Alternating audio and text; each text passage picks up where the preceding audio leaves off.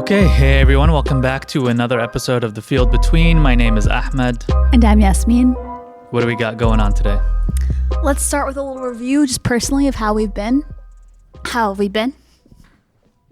You go first. We've been good, alhamdulillah. It's been a really nice Ramadan, honestly. Like the cafes, having them on Friday nights has just been really nice at the end of the week. I feel like things are kind of turbulent across the country, so it feels good to be like with a lot of community right now. Yeah, pretty much just getting through Ramadan and enjoying it. Anything else new with us? We had our iftar this weekend. Yeah, I made koshari for the second time, I think. Yeah. It was really good. It was excellent. Very good. Everyone liked it. Mm-hmm. I made a very good salad. You made a salad. Mm-hmm. With green cabbage. No, purple cabbage. Yeah. I made some chicken shawarma. Mm-hmm. And then people brought stuff. And I made chai. Mm-hmm. What else did I make? Was that it? I think that was it. It was a lot. Yeah. Yeah, it was really nice. We just know a lot more people this year, and it felt nice to be with people. Yeah. Yeah, we know a lot more Muslims this year than we did last year. Yeah, we're finally getting there, which is nice for that kind of thing. We're almost at our quota. Yeah. Like the federal government, we're starting to count. Yeah. Oh, and this is just like a small thing, but Friday night we had our cafe, and Ahmed was telling people about like this card game that my family plays that, like, you know, when you're starting to get someone's family, you have to put your best face forward, but it's like not his favorite game, but he's a good sport. He plays it. And it goes both ways. His family plays engine games that are like these very long, complicated board games that if I'm in the right mood, I can go along, but it's not like my favorite thing. Mm-hmm. And in describing it, people got curious. And then we stayed up late and played, and it was super fun. Yeah. I did not play, no. But I'm glad you had fun. I played with a couple people, and it was a really good time. And at one point, they were really tired, but they were just like, they got that we had to see it through. Yeah. And it's a rummy game. If you play any rummy games, it's a card game. We ran out of 2 decks, and the only deck that I had left, because you had to inject more cards to keep playing the game, was these really tiny deck that's like the size of like a couple of my fingers. Mm-hmm. So that was fun and comical. Yeah. Yeah. What else? I think that's mostly it for personal updates. I'm still working on my article. Inshallah, this is the last week for real. You have been busy with like a bunch of different projects, which is great. Mm-hmm. Yeah. I think those are our major personal updates, right? I can't think of much else. My sister's coming for Eid. I'm excited for that. Nice. We're about halfway through Ramadan. Yeah. Yeah. Okay, what are we talking about? I just wanted to do a little like overview of the various green card holders who have been deported or kidnapped. I'm not going to be comprehensive here because this isn't like solely a news podcast and we're not journalists, but I do think it's important to kind of review, and even for myself, just trying to like keep track because it's a little overwhelming. Yeah. Of what's happening. So the first, and probably the one that rightfully got, you know, the most press coverage was Mohammed Khalil. Is that his name? Mahmoud, my bad. Mahmoud Khalil, who is a grad student, I think, at Columbia. Mm-hmm. Green card holder, Palestinian. His wife is an American citizen. She's 8 months pregnant. He was kidnapped by ICE and taken to Louisiana. Yeah, it's just like things are accelerating at a ridiculous pace. Like the idea that a green card holder could be kidnapped and taken to a detention center without any kind of due process is kind of crazy. It's not.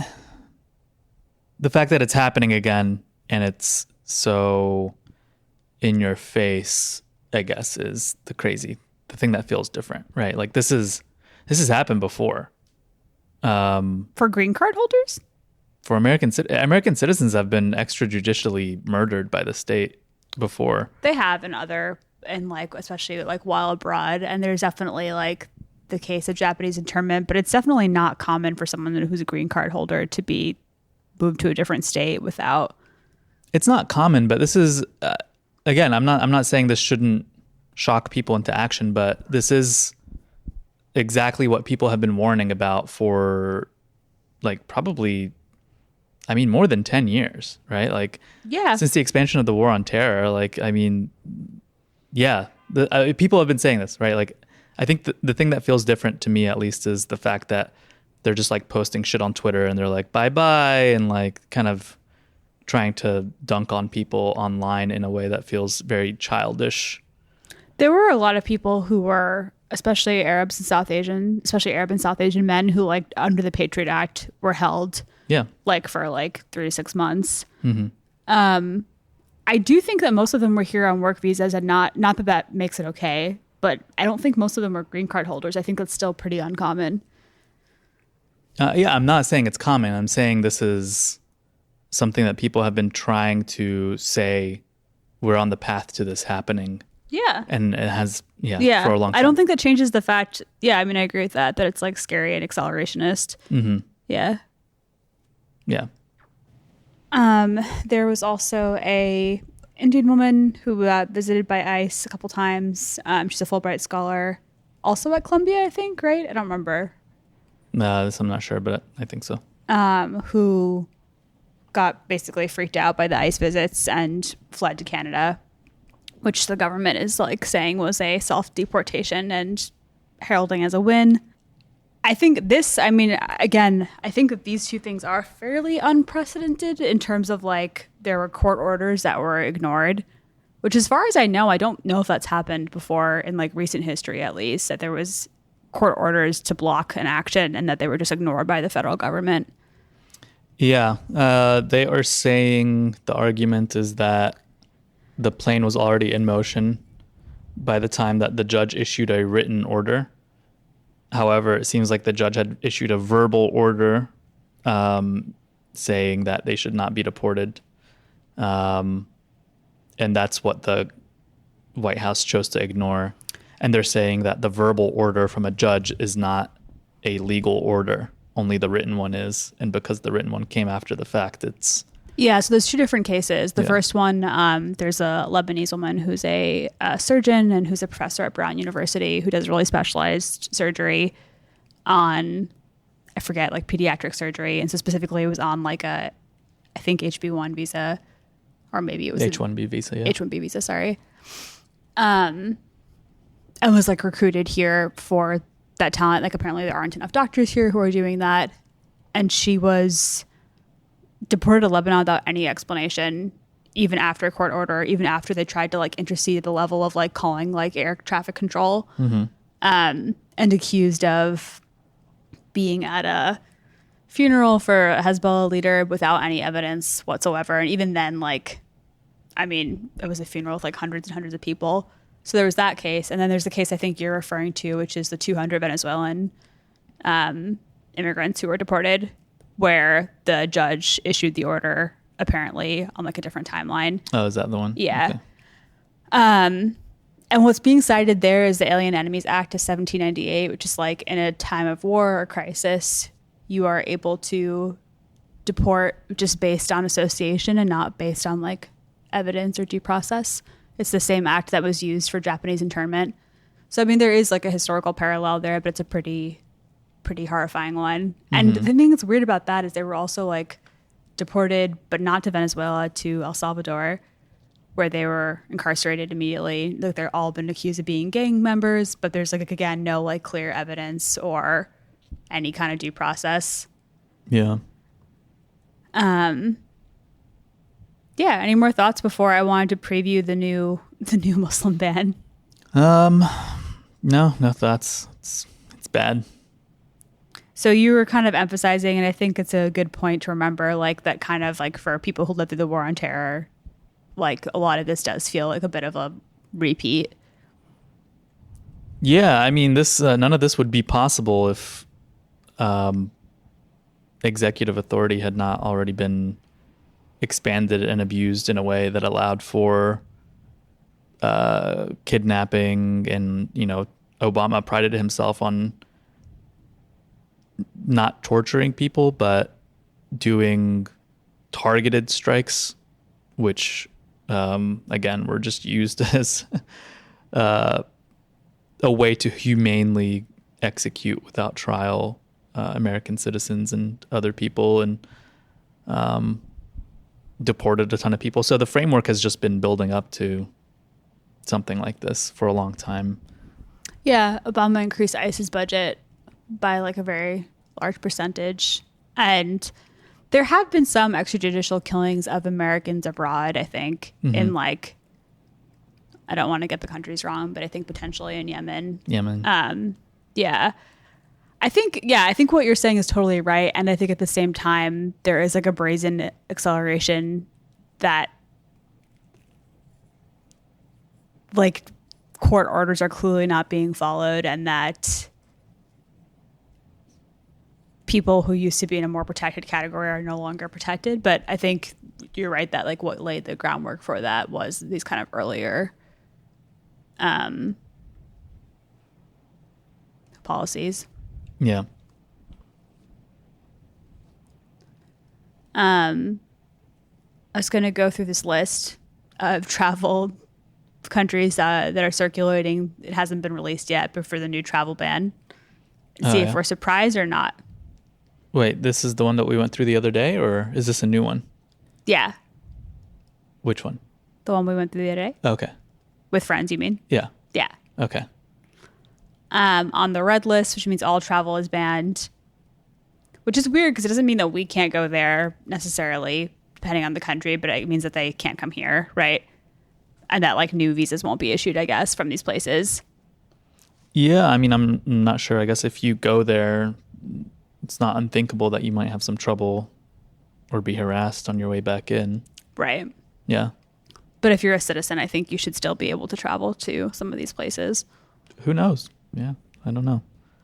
But the idea of the travel ban is like incoming, like no new visas, no new immigration, I think. Even like yeah, it's incoming, travel. But we saw that this lady was trying to get back in and she's been turned back, you know, the doctor. She's not a citizen. She's a green card holder. But yeah. But she had a visa. She did. Yeah. Right. But my point is that citizens are still able to go to those places. But what I'm saying is that for me, I wouldn't be so sure. Like, I have no idea. Like, if I went to whatever, I don't know, if I went to Pakistan. It's on the orange list. And because I have a certain name and whatever, like, maybe I'd be fine. Like, maybe it's a 70-30% split. Like, I wouldn't be able to say that I would be with 100% certainty. I mean, that would be, that's still pretty far from where we are, as bad as things have gotten, I think. Like, to not be readmitted as an American citizen would be crazy. You might be held for a while. You might be seriously harassed at the airport. But I think we're kind of going back to like an earlier 20th century model where we like curtailed non-European immigration, but that didn't affect the ability of people to go abroad. But it could definitely put you on like a watch list or something. I think what's happening is that we don't know what's happening. True. Right? Like they have just emboldened and kind of deputized all these Homeland Security agents and a lot of these people. That's why this kind of does feel new in a way, is that they are able to promulgate information in a way that emboldens people who are like state officials to do whatever the fuck they want. Like when they went to go kidnap Mahmoud Khalil, it was these two plainclothes officers who were just like, oh, your visa's revoked. And he's like, I'm not on a visa, I have a green card. And they're like, okay, that's revoked too. So they're just like making shit up. And so it's not unthinkable that you get to an airport or wherever and a TSA agent just doesn't like you. And then I don't know what, right? Like, I don't know what they're able to do or whatever. But like, if they just want to improvise something and maybe detain you probably is more likely than being able to deport you or whatever. But I mean, you can't deport someone who's an American citizen. Yeah. But I mean, I think you're right. Detainment is like really likely. But okay, the banned countries are Afghanistan, which is not that surprising. Bhutan, which is super random. I don't know anything about Bhutan, but I have no idea why it's on this list. Mm-hmm. Cuba, Iran, Libya, North Korea, Somalia, Sudan, Syria, Venezuela, Yemen. I think the rest of those are not shocking, especially given our recent acceleration and targeting of Yemen. And then orange is visas sharply restricted. Belarus. Do you know anything about Belarus? I mean, I actually don't know much about who they have in power now, but I know there were a bunch of protests a couple of years ago about whoever was in power. Gotcha. Yeah. I Was don't it know Poroshenko? much either. Eritrea, Haiti, Laos, Myanmar, Pakistan, Russia. I was kind of surprised that Russia was here, given like recent coziness with Russia. Sierra Leone, South Sudan, and Turkmenistan. And then yellow means 60 days to address concerns, which I'm not sure what that'd be, but it's a bit of a longer list. But like almost all either Muslim majority and or African countries on that part of the list. So I guess kind of similar to like Muslim ban take one with the first Trump administration, but a little expanded. And again, having just recently taught like an immigration unit in one of my classes, just like so striking how much it's kind of a return to like post 1965 immigration policy, or sorry, pre 1965 immigration policy, where basically there were very few legal avenues for like non-European immigration. Yeah. So pretty effective in terms of, I don't know, like trying to re-whiten the country, of trying to like kind of change the influx of people who are able to even visit here, and certainly to immigrate here or go to school here. The last thing I'm just going to talk about is there was also this German guy. Did you see this? Who got majorly harassed. No, I didn't see that. Let me find him. His last name is Schmidt. I think we were talking about him with friends, and I was reading more about him today. Just like some random dude, also a green card holder. Fabian Schmidt, he was arrested and interrogated at the Boston airport. Like 10 years ago, he had a charge for marijuana in LA, but it was dropped after the like local laws were changed. And apparently there was like one time that like mail was sent to him at his house to tell him to show up for a hearing or something, but he didn't get it because he moved. And he's like lived totally normal life since then as a green card holder. His children are American citizens and he's been here for years. And they really roughed him up. And this I was surprised by because, again, it's someone who's a European. What do you mean they roughed him up? They, here, I'll read from this NBC News article. They wouldn't let him take his medication that he was holding. He's on depression medication. They stripped him naked, interrogated him at the airport. He was without water for hours. Just kind of like a pretty harsh interrogation, especially the naked stripping. Yeah. Yeah. And then they released him, but he was held for quite a while, I think for like about a day. And not allowed to sleep, harassed. So also pretty nerve wracking and also just like unexpected because I mean, not to say like it's okay, it's very shitty, but the pattern has been clearly like harassment and or deportation or detainment of mostly Muslims, or in the case of Venezuelans, I guess Latinos, Muslims of various backgrounds, mostly actually, I guess, Arab lately, or in this like latest round. But it's just some random German guy who got pretty roughed up. It sounds like Guantanamo. Yeah, I mean, he wasn't like physically. Well, I guess sleep deprivation is definitely torture, but he wasn't. Besides, it seems like it was a little bit more psychological with like the stripping and the not. Oh, I guess not being able to take your meds is arguably also physical torture. But I mean, they didn't like beat him or anything. But I mean, it's already pretty bad as it is. Yeah, that's crazy. Yeah. What else? That's it. That was my sad roundup. That's it? Yeah. I thought you were going to talk about the university stuff.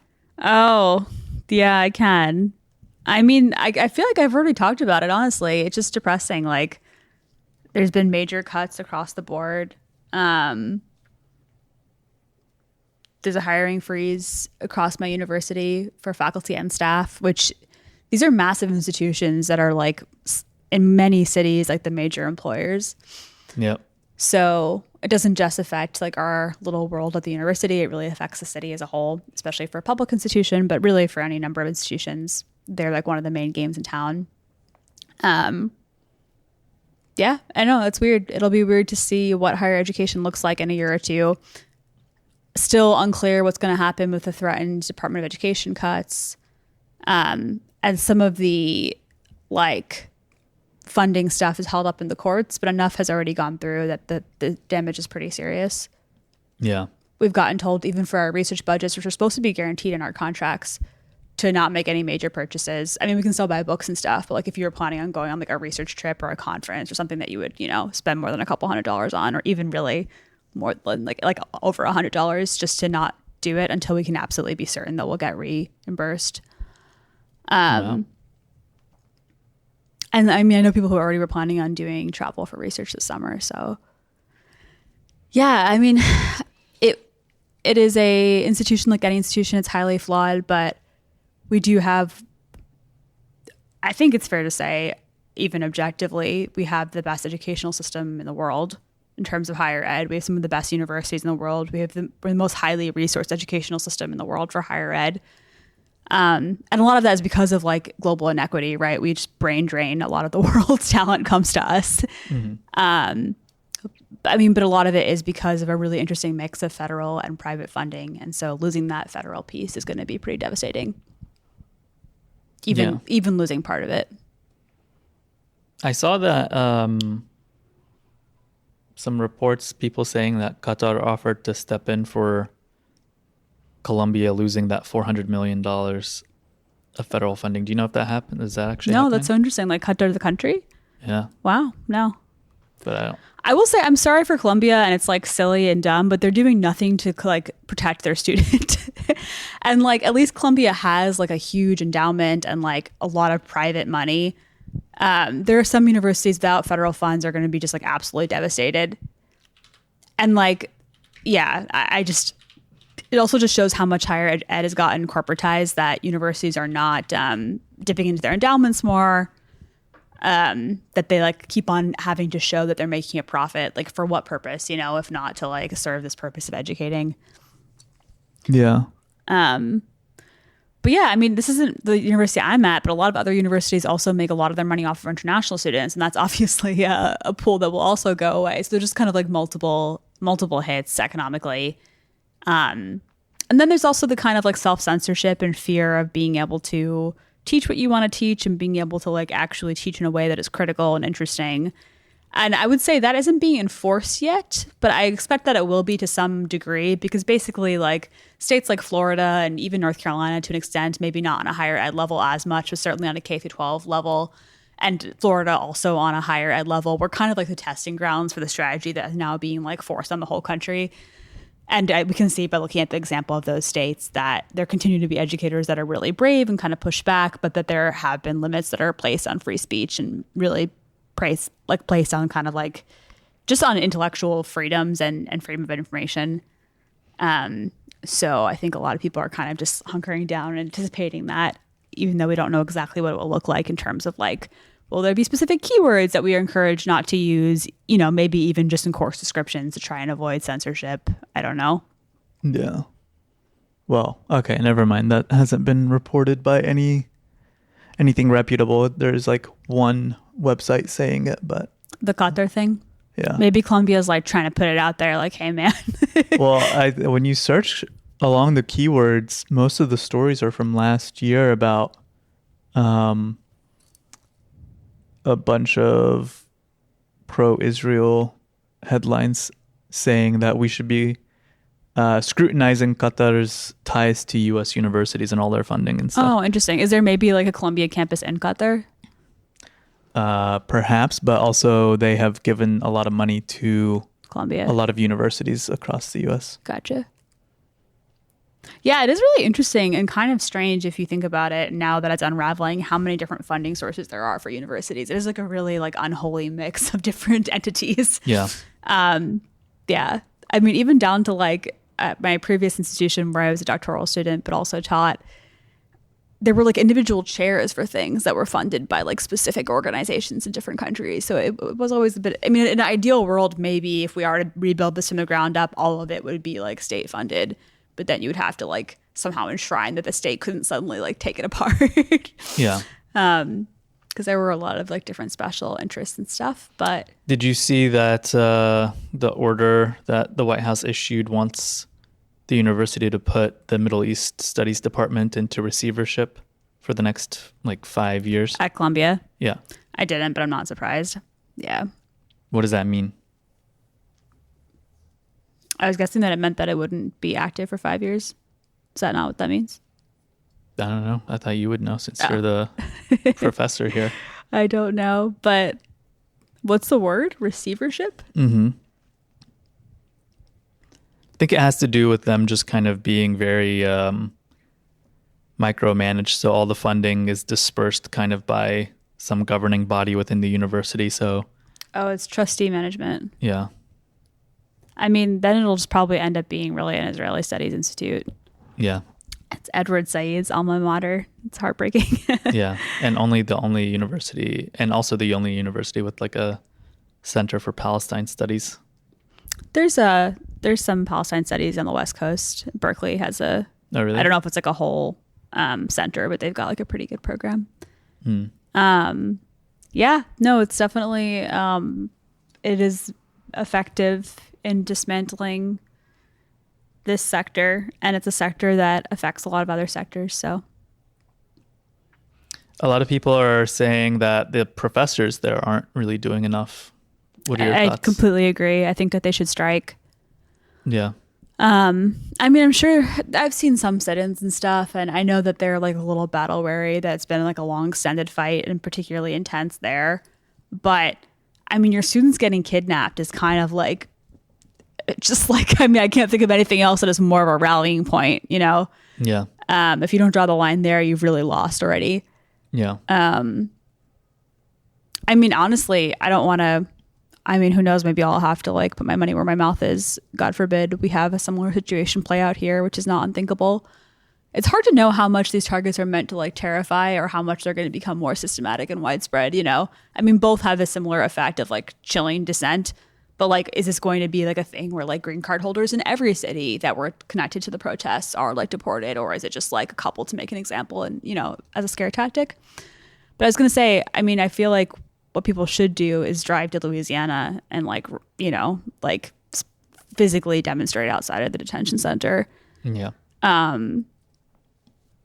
But yeah, I think you were alluding to this. But the other thing that's really scary is like the officers were like plain clothed. So there's also like a ton of fucking white militia in this country. And like, who's to say, and this wasn't my own thought, I saw people kind of talking about this online, but like, who's to say that it couldn't just be like a random person who came up to you and was like, come with us? Like oh, that's happened. Yeah, of course it has. Yeah. I've seen videos of like just a random ass, like right, creepy white dude who's harassing like a Hispanic immigrant who doesn't speak much English. He's like, let me have your license. Right. The guy gives it over thinking that at first he's a police officer, but then the guy like starts being a combination of overtly racist and unprofessional in a way that you're like, probably I don't think this is an officer anymore, even though, you know, being racist and stuff is not beyond a police officer.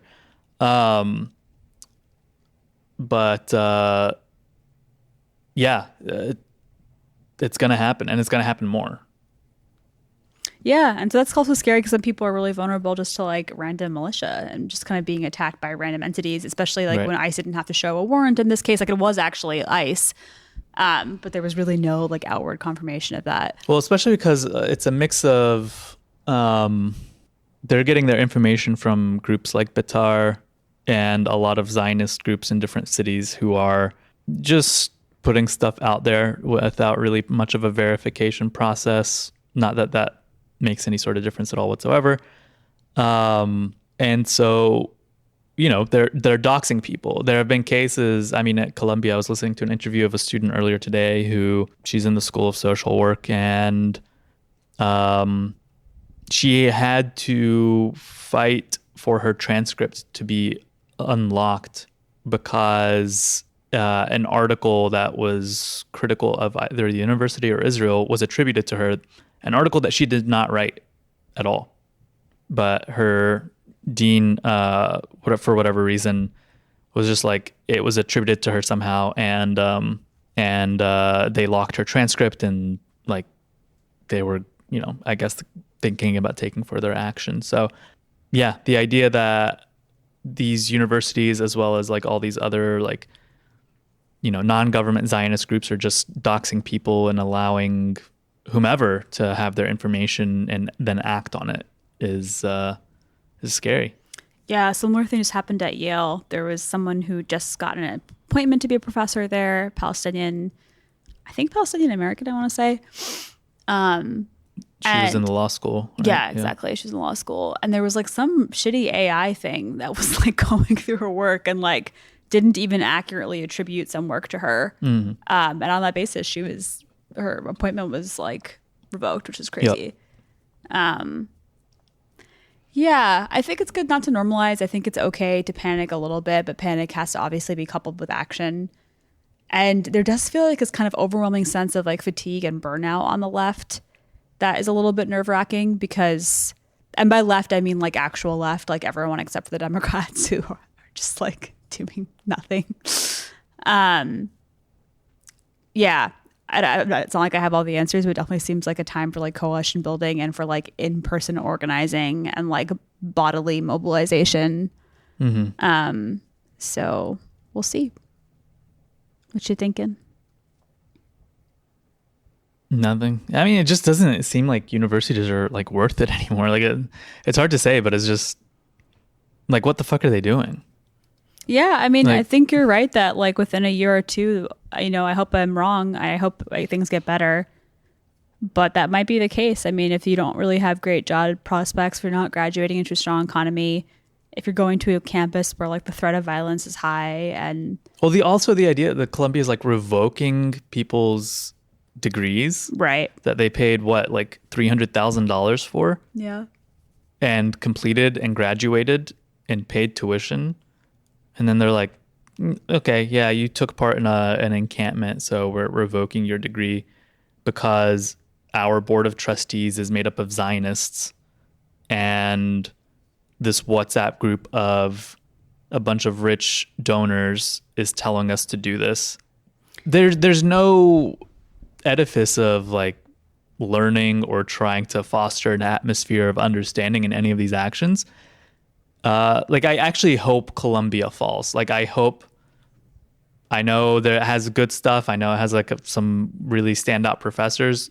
I hope they land elsewhere, but like I really, really hope that Columbia University ceases to exist after. Yeah, I mean, if I had like a kid or something that was thinking of going to Columbia, I would absolutely try and change that at this moment in time. It just seems like seems like literally no care for their life on that campus. Like, yeah, I mean, it's not like other campuses are some kind of beacon of safety, but they've like really remarkably thrown their students under the bus with very little protest. So I think that's fair. Nothing has been said of the fucking Zionist professor who actually has put students in danger. He's on paid leave. Meanwhile, Catherine Franke, for saying something fairly mild about IDF students who attack students on campus with chemical weapons, gets fired, and she has tenure. Shai Davidai does not even have tenure. Did you see he finally kind of watched back a tiny bit, but it was like too little too late and so funny that I feel like he like had a moment of introspection to be like, oh, I asked for this about like Mahmoud Khalil being kidnapped. No. He was like, oh, there should be due process, but also he was a bad person and blah, blah, blah. And it's like, literally, this is definitely like, yeah. What? I said that's meaningless. Like, but also, this is what he asked for. I mean, he was like exactly adding Marco Rubio. Like he has like actively asked for his students on his campus to be harassed, to be surveilled, to be targeted. He's outed them by name. So this is like the logical extension of what he wanted. Yeah. That's exactly what Chuck Schumer said too. Yeah, like, I mean, the leader of the Democratic Party, or one of the leaders of the Democratic Party, who we look to in a moment like this to be like, what are you going to do? He's just like, oh yeah, this guy was a piece of shit. I hate him. But should they have kidnapped him? Who knows? Right? Like, it's just a nothing statement. And they're just completely content sitting this one out. And they're just going to lay back for the next... It seems like what they're going to do is lay back for the next 3 years and then try to campaign again. They're like actively collaborating. I can't believe they got 8 Democrats to go along with the spending bill. I hope that they're all primary to pieces. I mean, I wouldn't, yeah. I mean, including Chuck Schumer, obviously, who led that effort. But yeah. The only good thing that can come from moments like this is that some of these institutions just fall apart completely. I mean, I don't know, man. I mean, that's happening. I don't know if much good's going to come from it. I mean, I hear you on like Columbia, but like The Democratic Party too. Like, yeah, I don't think that the university system falling apart is going to be a net good for society. No, I don't. No, I'm not saying the university Yeah. system falling apart would be a net good for, but certainly universities who are collaborators with the state in, Detaining their own students, yeah. yeah, because it reverberates outside of the university. It definitely does, yeah. This is the thing, like, I mean, that's why they're targeting universities, right? For better and absolutely also for worse. Universities determine a lot of kind of like social capital within society, at least in the US.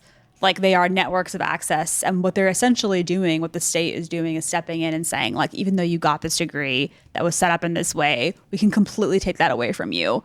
And doing that makes the degree less worth it, right? Like a Columbia degree, not just less worth it, I mean like less valuable. Like what does it mean to have a degree from Columbia if it can be revoked?